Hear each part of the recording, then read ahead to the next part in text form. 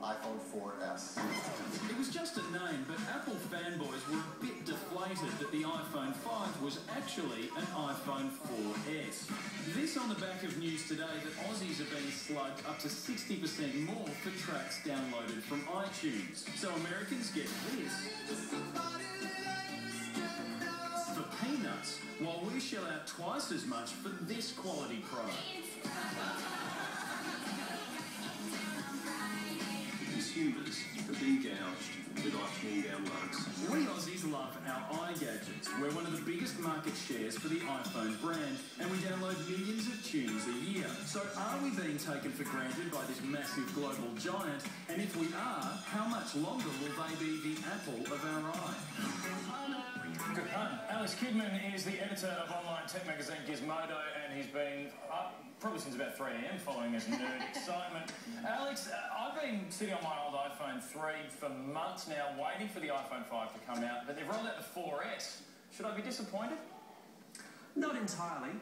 If you've been using a 3, then the 4S is going to be a significant jump for you anyway. There's no real word on when or if they'll actually do a 5 in any case. And the 4S itself has got a faster, certainly than the 3, has got a faster processor, better camera. It's got the whole voice control thing, which they claim will work with Aussie accents. I've still got to give that a test because I think that's going to be pretty interesting. It kind of feels like all this disappointment is actually our fault, because I didn't realise that Apple never promised an iPhone 5, that we just assumed the next one would be an iPhone 5. Well, why didn't they just call this one the iPhone 5?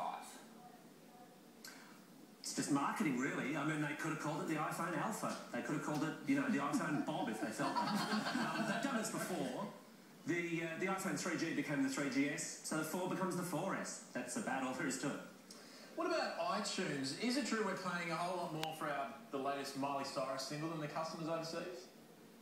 It is, yeah, it is. I wouldn't be spending my own money on a Miley Cyrus single. That's from you and your bank balance, I guess. The thing is, some of that is down to Apple, some of that is down to the record companies and the deals they've struck with Apple.